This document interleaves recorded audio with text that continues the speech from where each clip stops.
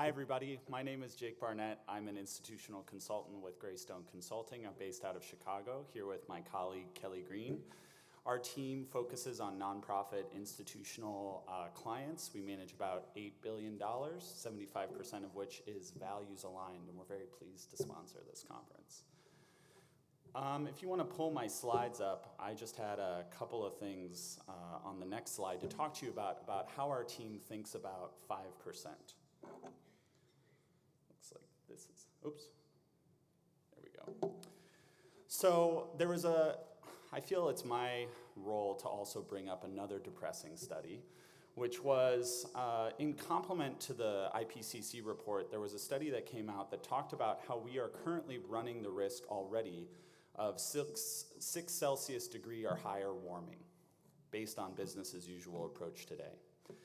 The researchers needed to clarify a new category of risk, which was 6 Celsius as existential or unknown risk, meaning that it's so bad that it's not really worth quantifying at that point.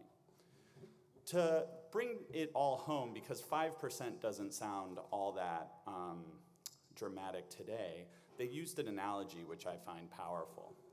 How many of us flew here on an airplane? How many of us would step on an airplane that had a 1 in 20 chance of existential or unknown risk? Because that's the airplane we're on, folks. The plus side of this is that there is significant opportunity within the sustainable business sector. To put it simply, the World Bank has estimated that by 2050, there will be $3 to $10 trillion sustainable business opportunity when it comes to delivering food, water, and energy in a more resource-efficient way.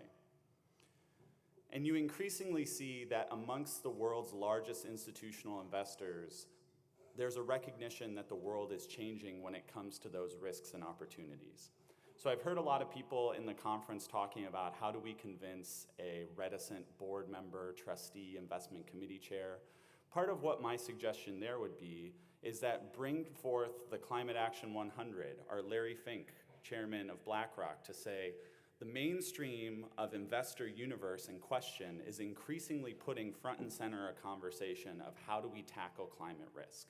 And if you aren't asking that question in a dynamic way, then you are actually taking a non-traditional interpretation of what your fiduciary duty is. You are increasingly out of the mainstream if you are choosing not to ask that question.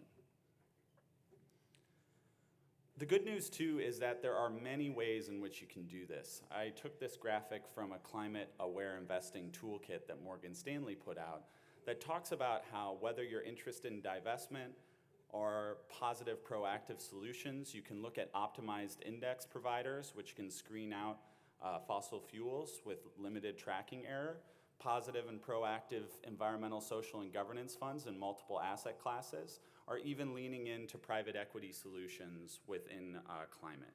In addition to that, there's shareholder advocacy and community place-based investing that can be done across the board. To end with, I have the privilege of working with multiple Catholic women religious institutions who have been pioneering climate work for many years. And in conversations with one of their CIOs recently, he used the analogy of when looking at their assets, the sisters said, if we only spend 5% in support of our mission, ministry, and operations, that's the equivalent of us sending one nun out to do work and having 19 others at the mother house diddling their thumbs. If you've ever met a sister, you know that's not an acceptable answer. And it shouldn't be an acceptable answer in the endowment world either. So I look forward to asking the question with all of you with the rest of today, how do we get to 100%? Thank you.